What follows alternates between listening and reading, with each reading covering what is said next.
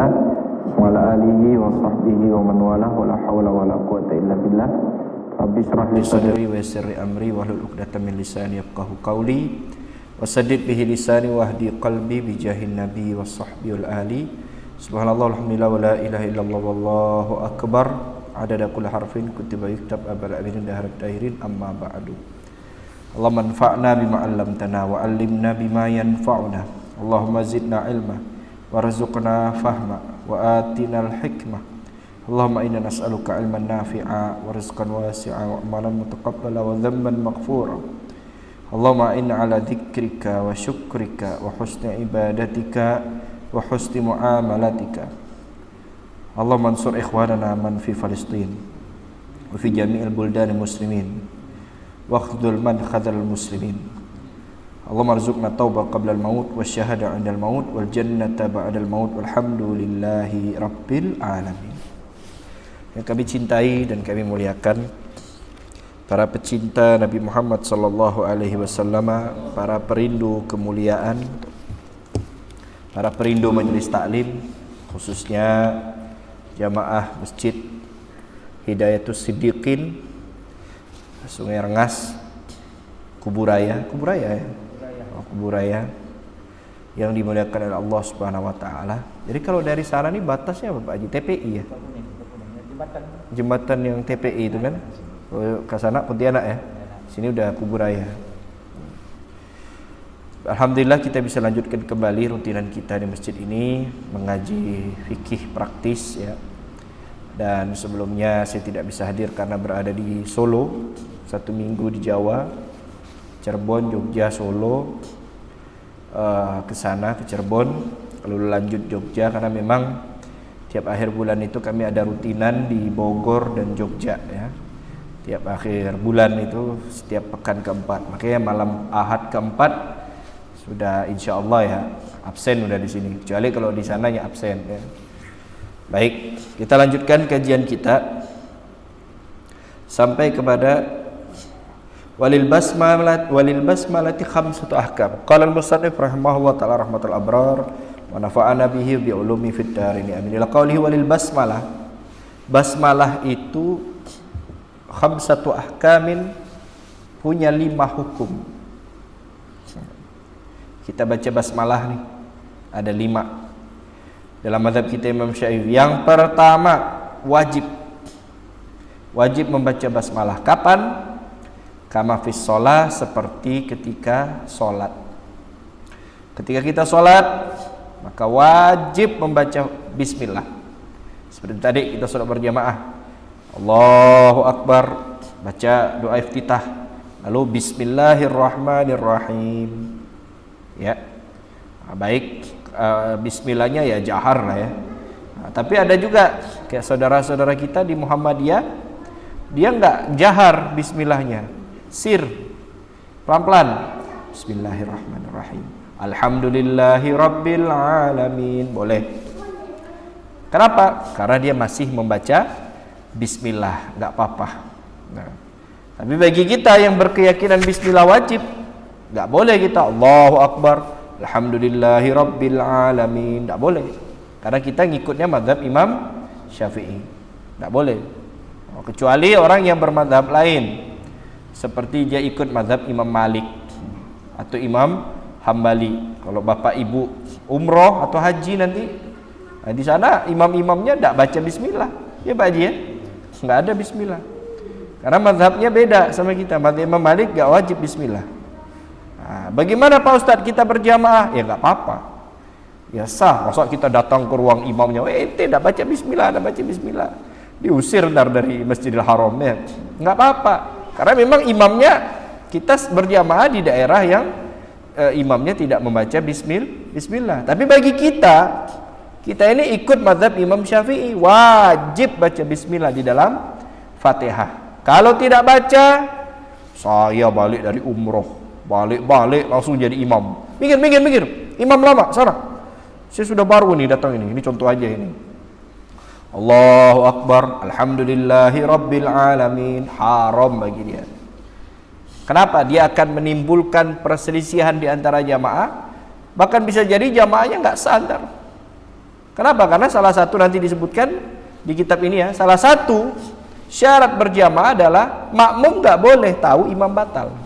Dan dalam keyakinan kita tidak baca bismillah sholatnya batal. Nah, ini tentang bismillah ini, dah saya tidak berpanjang-panjang. Pokoknya dalam mazhab Syafi'i wajib baca bismillah. Muhammadiyah bagaimana Pak Ustadz? Muhammadiyah tuh dia baca bismillah, cuman pelan-pelan. Ya, pelan-pelan kayak di Mujahidin tuh baca ya. Nah, tapi kalau di Masjidil Haram bagaimana Pak Ustadz? Tidak apa-apa, karena beda mazhabnya. Mereka berkeyakinan lain, tidak apa-apa dalam bab ini. Nah, itu yang pertama, hukumnya wajib. Yang kedua, haram baca bismillah. Kapan? Al-hurma 'alal muharram li dzatihi.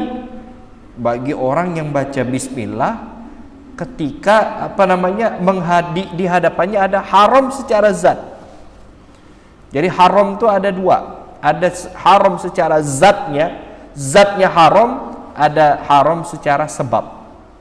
Pertama haram secara zat. Contohnya apa? Anjing, babi, guguk, sama apa? Celeng. Celeng. Ya, celeng. Ya, kan pakai beda ya. Celeng bahasa sopannya. Kalau bahasa aing tadi tuh kayaknya nggak sopan. Guguk sama celeng ya. Ini haram secara zatnya memang haram. Zatnya memang haram, tidak boleh dimakan. Cuman sikit kata dia, nggak ada sikit ya. Kecuali dalam keadaan darurat. Daruratnya apa? Bapak ibu kesasar di hutan, tidak tahu jalan balik. Mungkin Google Map-nya nyasar. Saya sering itu diundang jalan dakwah, mana nggak sampai dikirim Google Map, kuburan diantarnya. Google Map nyasar. Ini supir bilang ke dia, Pak Ustadz beneran ceramah di sini. Emang kenapa? Ini kuburan. Astagfirullahaladzim. Yang ngundang saya jenazah nampaknya. Salah map. Di undangan tulisan Gang Abdurrahman Pak Haji. Gang Abdurrahman. Dikirim Gang A titik Rahman. Saya kliklah di sini di Jalan Jeranding.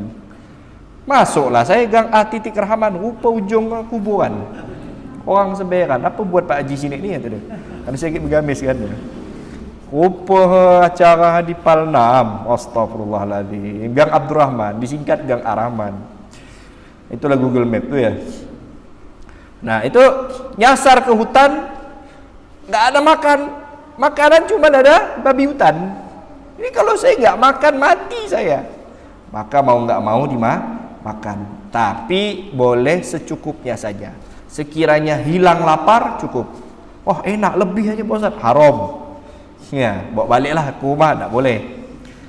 Nah, ini haram secara zat. Khamr, minuman keras, itu haram secara zat, zatnya yang haram.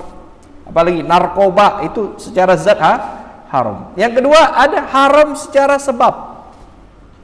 Dia nggak haram, tapi sebabnya haram. Nasi itu halal. Nasi itu halal. Tapi karena kita nyuri, ya haram. Kan ada orang itu pandai ngomong deh. Haram mencuri, loh kok haram nasi, kok haram? Nasi halal, cuman karena kau nyuri haram. Air halal, air halal. Saya nggak bisa kasih contoh soalnya nggak ada air di sini. Alhamdulillah datang, baru diomongkan. Insya Allah. Air halal, tapi karena kita ngambil di toko orang tak bayar, haram jadinya. Contoh ini. Nah, ini haram secara sebab. Ini orang pada sendal Pak Ustadz nih, Ustadz ini insya Allah maha pemaaf tuh. Kebetulan sendal Ustadz ini bagus. Balik dari masjid hilang sendalan. Mana sendalan lain? Rupa diambil orang. Kenapa kau ambil? Ustadz tuh maha pemaaf tuh. Tak mungkinlah dia tidak memaafkan sendal saya ambil. Haram. Pak Ustadz ini sendal masa haram? Sendalnya halal. Tapi karena kau ngambil punya orang tanpa izin jadi haram. Nah ini haram secara sebab. Atau kita bekerja, kerjanya mencuri, merampok atau tidak halal, ya, maka duitnya halal. Tapi karena pekerjaannya itu enggak halal, maka duitnya jadi haram. Nah, ketika kita berhadapan dengan haram secara zat, maka haram juga bagi kita untuk membaca Bismillahirrahmanirrahim. Ada apa namanya? Ada khamr, nenggok Bismillahirrahmanirrahim. Haram. Kenapa itu baca bismillah? Biar ini Pak Ustaz, biar apa? Biar dosa tak ada terlalu banyak. Ya tambah dosa ente. Dosa ditambah dosa, dosa kuadrat. Minumnya dosa, baca bismillahnya dosa. Double dosa ya. Ada orang zina, dulu ada bertanya kepada saya beberapa tahun yang lalu, masih ingat saya. Ustadz, kalau saya berzina baca bismillah gimana Pak Ustadz? Anak tanya, emang apa itu bismillah? Ya biar dosanya nggak terlalu banyak. Kan kita hubungan suami istri bismillah. Kalau suami istri halal, dapat pahala. Kalau zina haram, ya minimal tidak banyak lah dosa Pak Ustadz. Ente zina haram, baca bismillah, tambah haram. Malah bisa masuk penistaan itu. Waduh, bahaya nih. Jadi sesuatu yang haram, kalau dimulai dengan bismillah, tambah haram. Intinya begini aja deh. Kalau sesuatu yang hak bercampur dengan yang batil, maka yang menang adalah batil. Yang hak bismillah, batil berzina, digabung menang apa? Batil. Artinya apa? Bismillahnya dosa, ente zina dosa, double dosanya. Bismillah hak, boleh, halal, berkah. Tapi ente baca bismillah di depan makanan babi yang haram, dosa. Nah, maka baca bismillahnya dosa, makan babinya juga dosa. Nah, ini banyak nih orang ini bertanya, Ustadz, boleh nggak kita korupsi tapi tujuannya biar bisa sedekah? Haram. Biar bisa sedekah Pak Ustadz. Ini kalau nggak dikorupsi orang nggak bisa makan. Sedekahnya baik, hak, tapi caranya ente korupsi, haram. Sedekahnya haram, korupsinya haram, sedekahnya juga haram. Berapa banyak orang makan gara-gara duit ente? Maka segitu banyaklah dosa yang akan ente bawa di akhirat. Ustadz, bagaimana hukumnya kita nyuri duit negara atau nyuri kas masjid banyak-banyak, habis itu saya umroh? Ini bertanya pada saya itu. Bagaimana Pak Ustadz? Jadi duit masjid tu kita buat umroh. Kau nyuri dosa, umroh tambah berdosa. Jadi jangan dikira umroh tu pasti diterima, enggak. Di dalam riwayat ada seorang diriwayatkan ada orang labbaik Allahumma labbaik, dia baca kan labbaik Allahumma labbaik. Labbaik itu kan ya Allah kami menerima panggilanmu ya Allah. Kata Allah apa? La labbaik wa la sa'adik. Enggak ada labbaik untukmu, enggak ada sa'adah kebahagiaan untukmu, enggak ada. Kenapa? Ente umroh pakai duit masjid dicuri. Ente umroh pakai duit korupsi. Ente umroh bini ente biarkan di rumah kelaparan. Nah, itu jadi bercampur hak dan batil, yang menang adalah batil. Kan banyak bertanya itu, Ustadz, boleh nggak kita curi tapi sedekah pakai hasil mencuri? Nggak boleh, haram. Karena cara yang baik tidak akan menghasilkan hasil yang baik. Ini yang kedua. Hukum bismillah yang kedua haram. Kenapa? Karena dia bercampur dengan sesuatu yang batil tadi. Yang ketiga, hukum yang ketiga adalah sunnah. Sunnah ala kulli amrin dibalin. Nah, sunnah membaca bismillah di setiap sesuatu yang diperbolehkan. Ai halun yuhtamu bihi syar'an, atau yang dimaksud di sini adalah perkara yang mana syariat tidak sempurna kecuali dengannya. Yang mana syariat sangat mementingkannya. Contohnya apa? Wudu. Wudu ini sunnah, ya kan? Tapi sholat sah nggak? Sholat tanpa wudu? Ya nggak sah. Berarti kan jadi apa namanya? Fokus ya syariat. Maka wudu sunnah juga, baca bismillah. Paham nggak kira-kira? Nah, kita baca Quran itu kan sunnah, ya. Baca Quran itu sunnah. Maka sunnah juga membaca bismillah. Jadi perkara-perkara yang sunnah, maka sunnah juga kita membaca bismillah. Atau perkara-perkara yang mana syariat tidak bisa sempurna kecuali dengannya, seperti wudu tadi. Sholat nggak bisa sempurna kecuali dengan adanya wudu. Maka wudu kita sunnah baca bismillah. Pas kapan pausa? Pas cuci tangan. Bismillahirrahmanirrahim. Bismillah. Nanti akan kita pelajari. Kal wudu wa kata alif fil kutubin nafi'ah, seperti mengarang kitab-kitab yang bermanfaat, sebagaimana yang sudah saya bahas pada 2 pekan kemarin. Para salaf itu ngarang kitab semuanya dimulai dengan Bismillahirrahmanirrahim. Minum juga Bismillahirrahmanirrahim. Ini contohnya nih, Bismillahirrahmanirrahim. Ini mereknya Nestle pula ya. Karena dikasih ini, bukan saya beli ya. Saya pengen buka, nggak bisa dari tadi.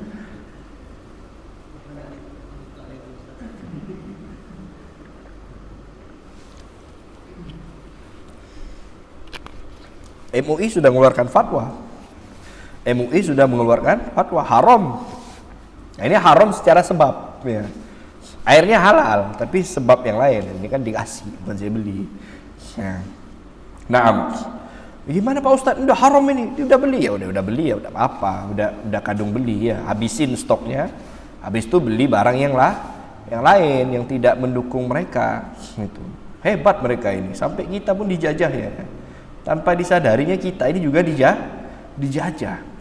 Makanya kenapa Israel tuh sampai sekarang selalu memerangi Palestina? Karena sebenarnya yang tidak bisa dijajah oleh Israel itu cuma Palestina doang. Semua negara Islam sudah dijajah sama mereka. Kita ini udah dijajah ekonomi.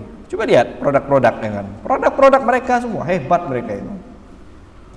Ya, cuman Palestina doang yang tidak dijajah. Makanya yang belum terjajah maksudnya. Maka mereka sering ngelawan terus dan sebagainya. Mudah-mudahan Allah menolong saudara kita yang berada di sana. Amin. Nah, banyak barang-barang produk-produk yang enggak mendukung mereka. Air minum, air putih. Seperti apa? Contohnya banyak produk-produk lokal. Mending beli yang Indomaret, Alfamaret dah itu ya. Atau apa produk lokal ini apa Abua apalagi itu. Itu aja enggak apa-apa. Rasa enggak payau-payau sedikit Pak Ustaz. Payau-payau bakal insyaallah ya. Air zam-zam pun rasanya juga agak aneh kan, tapi barokah ya. Barokah. Kalau enggak, air hujan kita minum. Mana tadi? Yang keempat, makruh.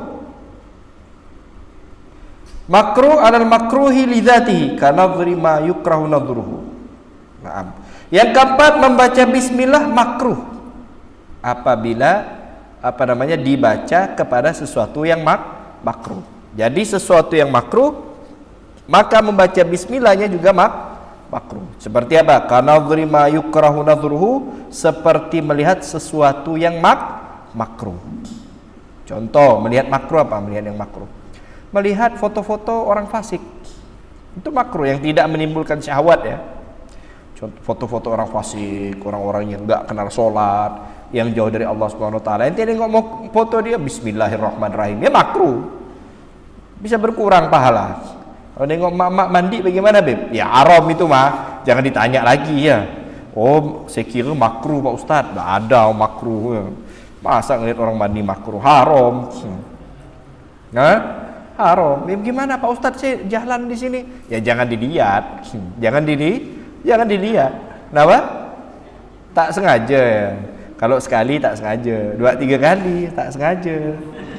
Apalagi bismillahirrahmanirrahim. Wah, payah ini. Kalau tidak sengaja tidak apa-apa. Cuman saya masih bingung nih, perbedaan tak sengaja dengan sengaja itu apa ya? Itu aja udah nanti. Silakan cari jawabannya sendiri itu. Kayaknya perlu ngaji khusus itu bab itu ya. Nah, yang kelima kita percepat saja, al-ibahamu mubah. Kapan mubah? Alal mubahatil lati la syarafa fiha.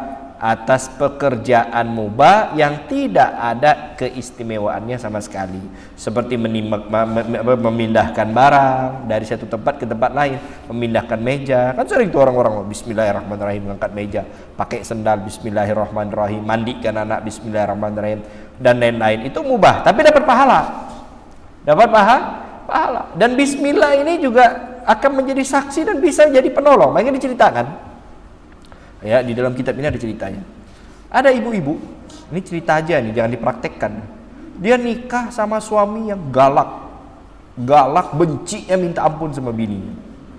Nggak tahu kenapa bisa nikah itu, Allah alam. Pokoknya nikah aja ceritanya. Suaminya ini benci sama istrinya, tapi istrinya ini tetap sabar melayani suaminya, sabar tetap memberikan pelayanan yang terbaik. Jadi suaminya ini tidak senang lihat istrinya itu taat beragama, tidak senang. Dan salah satu kebiasaan istrinya itu adalah apa? Selalu memulai sesuatu dengan membaca bismillahirrahmanirrahim. Masak bismillah, nyuci bismillah, jemur baju bismillah, ngangkut baju bismillah, ngelipat pakaian bismillah. Terus membuatkan kopi untuk suami, bismillah. Ngeletakkan barang, bismillah. Nyapu, bismillah. Selalu memulai sesuatu dengan bismillah. Suaminya lama-lama jengkel. Apa bini aku ini, istriku ini, dikit-dikit bismillah, dikit-dikit bismillah, dikit-dikit bismillah. Karena dia udah benci sama istrinya, dia ingin ngerjain istrinya, ingin nunjukkan betapa tidak bergunanya bacaan bismillah itu, kata suaminya dia. Akhirnya bagaimana caranya? Istrinya dipanggil, "Yang sini, ada apa? Papa, apa bapak itu? Ini ada kalung, saya berikan kalung." Tumben pula, padahal suaminya jahat. "Buat kamu." "Masya Allah, terima kasih. Ini kalungnya." Nerima aja pakai bismillahirrahmanirrahim ya. Kamu taruh di tempat yang aman ya, biar nggak dicuri orang. Nanti suatu saat misalkan saya butuh, kamu bisa ngambilnya lagi. Oke, siap. Nah, akhirnya dia ke belakang, masuk ke kamar, dia naruh kalung itu di dalam lemari di bawah lipatan baju. Dia letakkan sambil membaca bismillahirrahmanirrahim sesuai dengan kebiasaannya. Tanpa disadari Bapak Ibu, suaminya ngintip dari belakang. Oh, dia naruh kalungnya di dalam baju, di dalam lemari di bawah baju. Udah selesai. Selesai naruh, dipanggil lagi. "Sudah kamu taruh kalungnya?" "Sudah." "Aman?" "Aman." "Oke, sekarang ini duit, ke pasar belikan saya makanan. Belikan ini. Oke, siap." Keluar dia. Dari duit pun bismillahirrahmanirrahim, dia keluar pergi ke pasar. Begitu dia keluar pergi ke pasar, suaminya diam-diam buka lemari, diambil kalungnya itu, dibuang ke sungai. Kenapa? Ingin ngerjain istrinya. Nanti kalau balik disuruh ambil kan hilang, dia bisa marah, bahkan bisa diceraikan. "Mana katanya tadi bismillah ini gitu kan." Pokoknya cari alasan, dibuang kalungnya itu. Singkat cerita, setelah dibuang kalungnya, suaminya pulang ke rumah, nunggu istrinya pulang. Istrinya pun pulang membawakan makanan yang dipesan. Akhirnya dia bilang, "Tolong istriku, tadi kalung yang saya berikan, coba bawa ke sini. Saya ingin lihat dia kembali." "Oh, siap." Dengan wajah polosnya, istrinya masuk ke kamar. Istrinya nggak tahu apa-apa. Ya, ini suami udah ketawa ini. Buka udah nggak ada, udah ini bismillah ini ya kan. Walhasil begitu buka kamar seperti biasa, buka lemari bismillahirrahmanirrahim, buka baju bismillahirrahmanirrahim, maka seketika Allah pun langsung memerintahkan malaikat Jibril untuk turun ke bumi, mengambil kalung yang terbuang yang berada di sungai, diambil, ditaruh cepat-cepat di dalam lemari wanita ini. Maka begitu wanita ini membuka baju tersebut, kalungnya ada, Pak. Kalungnya ada dalam keadaan bersih, seperti tidak terjadi apa-apa. Udah, istrinya polos, ya kan? Diambil bismillahirrahmanirrahim, diserahkan kepada suaminya. Suaminya ini udah pede dong, tawa, ya kan? Udah nggak ada. Pas dikasih kaget, "Loh, dari mana kalungnya?" "Lah, tadi saya taruh di lemari." "Enggak, tadi saya buang." "Enggak, ini saya taruh di lemari kok." Heran suaminya. Akhirnya suaminya bilang, "Kamu tahu nggak, tadi itu kamu keluar, saya tuh masuk, saya tahu kamu naruh kalung itu dalam lemari, tapi diam-diam saya buka, lalu saya buang ke sungai." Suami istrinya senyum. Wah, ini. Tahu nggak kenapa saya bisa mendapatkan kembali kalung ini? Karena saya membukanya dengan membaca bismillahirrahmanirrahim. Maka dengan berkah bismillah itu, Allah mengembalikan kalung yang sudah kau buang ke sungai tadi. Dengan kejadian ini suaminya tobat, jadi sayang sama istrinya, nggak jadi cerai. Subhanallah, gara-gara bismillah. Itu Bu, jangan-jangan suami ibu yang udah nggak so sweet, kayak pengantin baru kemarin tuh, mungkin ibu udah nggak baca bismillah mungkin. Masak nggak baca bismillah ya kan? Udahlah kau ini minta masakan ikan goreng. Ya kan, apa namanya? Suaminya makannya nggak enak. Maka orang-orang Syam, wanita-wanita soleh zaman dulu, mereka lebih senang dengan masakannya yang dengan bismillahirrahmanirrahim ditambah sholawat, walaupun tidak pakai bumbu, ketimbang pakai bumbu tapi tidak membaca bismillah atau sholawat. Karena bagi mereka makanan barokah lebih penting daripada makanan enak. Karena makanan yang barokah itu akan memberikan keberkahan bagi orang yang memakannya. Kita ini yang penting enak, ya, sarden enak, ikan pindang enak, asam pedas enak. Tapi masa kita tidak ada doa, tidak baca bismillah, akhirnya makan kenyang, tidur. Disuruh sholat, aku nak ke WC lo, nak tebu rasa perut ni.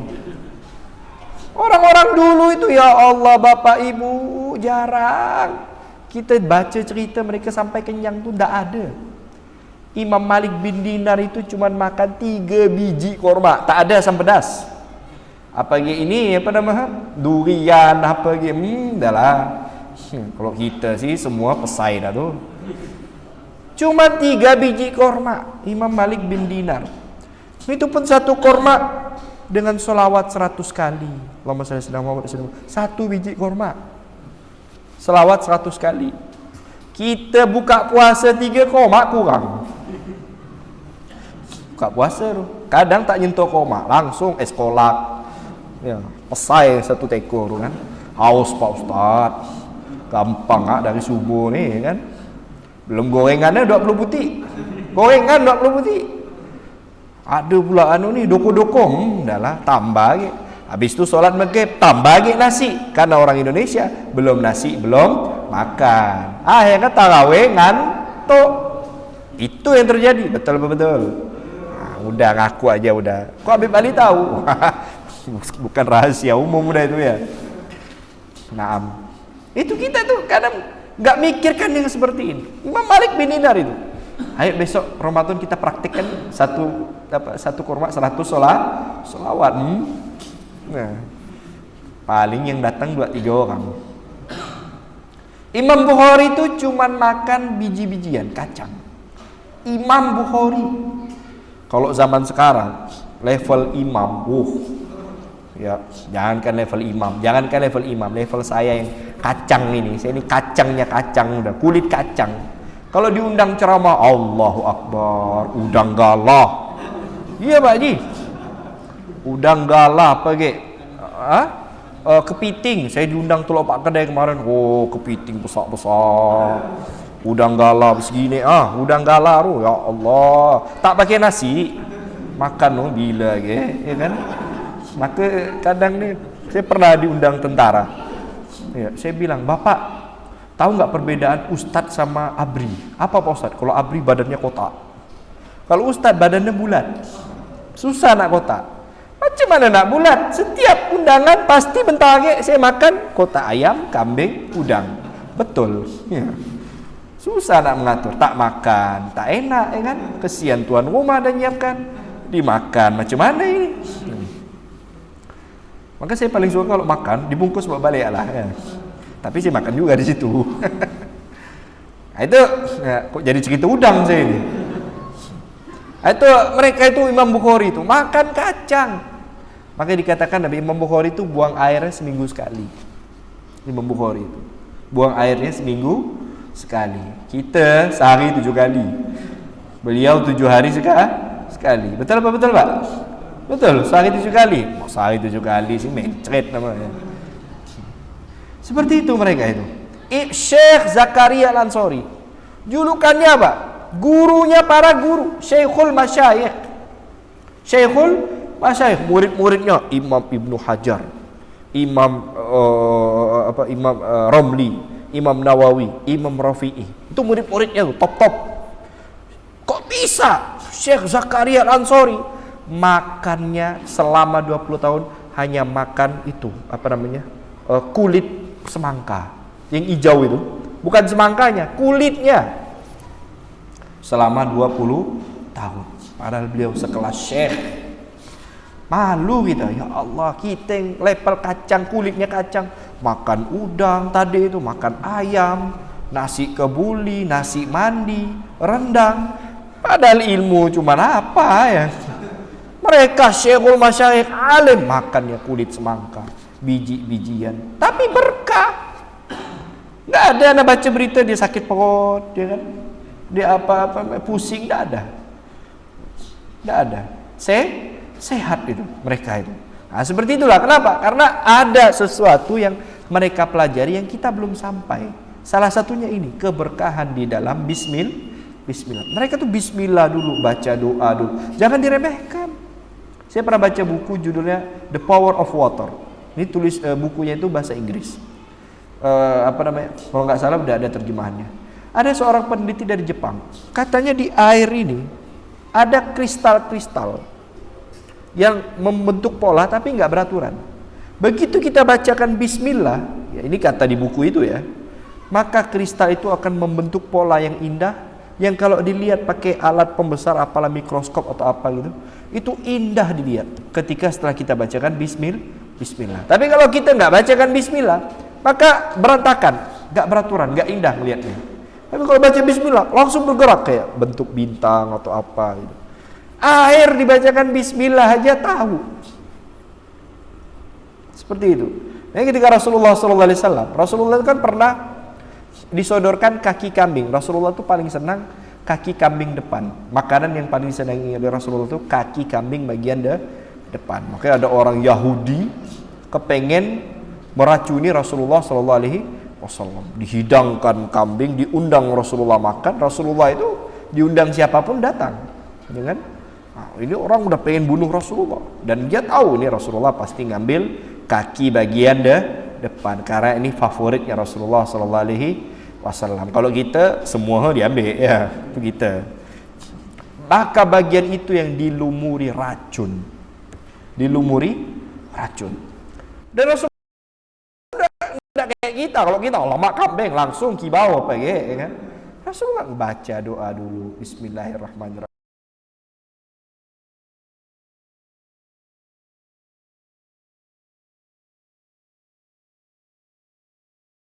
Bismillahirrahmanirrahim la yadurru ma'asmihi syai'un fil ardi wal fis sama'i wa huwa samiul alim. Seketika kambing itu yang sudah mati berbicara, ya Rasulullah jangan makan saya, ini masmum karena aku dalam keadaan sudah diracuni. Maka dikatakan ya kalau makanannya mudarat kita baca Bismillahirrahmanirrahim la yadurru ma'asmihi syai'un fil ardi wal fis sama'i wa huwa samiul alim, itu mudaratnya insyaallah terangkat. Mungkin ada toksin atau bakteri atau virus. Dengan doa tersebut maka akan Allah hilangkan dengan bacaan Bismillahirrahmanirrahim atau Bismillahirrahmanirrahim la yadurru ma'asmihi syai'un fil ardi wala fis sama'i wa huwas samiul alim. Maka itu berkah itu. Ini tak ada bila selesai kan. Ustaz, bagaimana kalau kita lupa Pak Ustaz? Maklumlah nama manusia. Oh iya mang, manusia. Kalau sekali dua kali lupa manusia mang. Tapi kalau setiap makan kau lupa itu bukan manusia nama, ya kan? Tak apa-apa lah, manusia nama manusia. Ya, fisiknya manusia. Setiap makan lupa Pak Ustaz. Udah tengah-tengah ini. Apa lagi? Udah selesai, udah baru ingat astagfirullahaladzim. Belum bismillah sih Pak Ustaz. Macam mana ni Pak Ustaz? Baca bismillah fi awalihi wa akhirihi. Jadi kalau kita lupa di awal, ingat di tengah atau di akhir, baca bismillahi fi awalihi wa akhirihi. Karena diriwayatkan kita itu kalau makan, setan ikut makan. Makanya orang kalau makan tak baca bismillah, dia kayak kesetanan dia makan. Karena setan ikut makan, ngopong. Baca bismillah. Kalau lupa bismillah fi awalihi wa akhirihi, maka seketika setan pun muntah. Keluar dia. Tak kuat dia. Masa kita mau lihat setan gemuk? Kalau setan tu gemuk, dia makan kan gemuk. Gemuk dia sehat kan? Kata orang Pontianak gemuk kan sehat. Makan banyak-banyak biar gemuk. Mengapa kalau gemuk sehat? Padahal gemuk pangkal sakit ya kan? Tak apalah kita ikut rumus orang Pontianak ya kan? Kalau setan tu gemuk, dia sehat, maka dia semangat menggoda kita. Betul kan? Oh kalau nak salat tahan dulu, aku sehat nih. Tapi kalau dia kurus, kering, ceking, nak mampus, si setan ini karena tak pernah dikasih makan, dia pun goda kita tak bisa. Nak kemana? Nak solat. Jangan solat, jangan nak ke surau itu. Dia tak ada tenaga. Lama-lama mati dia. Jangan-jangan kita yang berat kaki ke solat. Ada majlis taklim malam Ahad sama Habib Berinduan. Alamak malas kaki aku ni. Jangan-jangan setannya gendut itu. Jangan-jangan karena dia tidak membaca bismillah setiap dia makan. Itu bismillah fi awalihi wa akhirih. Ada pula orang ngolok-ngolok pula. Saya sengaja Ustaz tak baca bismillah. Sengaja tahu, saya ingat saya. Lalu nanti di akhir-akhir, udah akhir dah selesai, baru saya bismillah fi awalihi wa akhirih. Biar setan apa kalau kata orang putih nak ngomong ngesakkan hati. Apa itu maksud itu? Ngesakkan hati, ngejek setan itu. Setan itu lebih pintar daripada ente. Kita manusia ini gelar tertinggi profesor doktor, S3 ya. Lah iblis tuh S1000. Jangankan ente, Nabi Adam aja digoda sama setan, ya kan? Manusia mana? Korun, Fir'aun, Haman, Namrud. Apalagi ente ini. Setan pinter. Setelah dia makan dia tahu, oh ini nak ngolok saya ini. Lari dia. Lari loh. Bismillah fi awwali wa akhir. Oh, udah ngomong balik lagi. Kau nak gilakan aku. Kau kira kau lebih pintar apa daripada saya? Itu di UI. Kampus terbaik lah yang nomor 1 di Indonesia tuh UI, nomor 2 UGM. Itu ngadakan diklat itu sehari sampai 10-20 kali katanya gitu. Diklat untuk rapat bagaimana cara memajukan mahasiswa, bagaimana ini akademik dan sebagainya. Sehari bisa 20 kali. Itu UI. Iblis sehari diklat bisa 1000-10.000 kali. Rapat dia. Bagaimana cara menyesatkan umat manusia ini? Bagaimana caranya Bang Subki ini biar nggak hadir di masjid? Dia rapat sehari 1000 kali. Dan dia setiap hari rapat. Dari zaman dulu. Saudara, rapat menciptakan bagaimana caranya. Itu bayangkan itu. Gelarnya udah bukan profesor doktor, udah tinggi udah itu. Lalu kita mau meremehkan setan. Setan ketawa ya dengar. Kau nak ngemehkan aku. Ini moyang kau saya sesatkan. Apa gitu kau nih yang kecil-kecil ini, ya kan? Nah, oleh karenanya jangan pernah kita membuka pintu selebar mungkin setan untuk menggoda kita, termasuk dari bab makan. Karena memang ya diriwayatkan setan itu paling cepat menggoda melewati aliran tubuh. Inna syaitan la yajri li bani Adam majrad dam. Setan itu masuk ke tubuh anak cucu Adam majrad dam, melalui peredaran darah. Maksudnya apa? Dari makan. Mari kita jaga dari pintu bismillah dulu. Jangan biarkan setan masuk dari makanan. Bismillahirrahmanirrahim. Barulah kita baca doa makan. Allahumma barik lana fima razaqtana wa qina adzabannar. Kan tak sampai 1 jam. Tahu saya lapar apa Ustaz. Udah mengkerut-kerut, dah bunyi perut nih. Masa baca doa 1 jam? Enggak kan? Berapa menit tadi? 1 menit tak sampai. Apa susah? Bismillahirrahmanirrahim. Allahumma barik lana fima razaqtana wa qina adzabannar. Udah makan. Selesai. Ini tolong masih kibau. Akhirnya yang terjadi apa? Setan masuk ke pokok, sudah kesetanan akhirnya dia. Maka terjadi kesurupan, orang malas tak sholat, malas tak ngaji, karena setan sudah berkuasa di dalam dirinya. Bahkan ada orang yang sudah menjadi setan. Ada manusia itu bisa jadi setan. Minal jinnati wan nas. Ini saja mungkin kajian kita pada malam hari ini. Sudah menunjukkan Isya. Udah Isya belum? Udah lewat tadi, udah Isya. Berapa menit lagi? Hah? Ya udah cukup saja kajian kita. Sebenarnya saya pengen buka tanya jawab, tapi karena sudah menuju waktu Isya, mudah-mudahan bermanfaat. Jadi kajian kita pada malam hari ini adalah hukum membaca bismillah ada 5. Wajib, haram, sunnah, makruh, dan terakhir adalah mubah. Silakan diamalkan di rumah, mudah-mudahan bermanfaat, dan insyaallah kita akan lanjutkan kembali pada malam Ahad berikutnya. Insyaallah mudah-mudahan panjang umur semuanya. Amin amin ya rabbal alamin. Ini saja kita akhiri dengan pembacaan doa kafaratul majlis. Subhanakallahumma bihamdika asyhadu an la ilaha illa anta astaghfiruka wa atubu ilaik. Wassalamualaikum warahmatullahi wabarakatuh.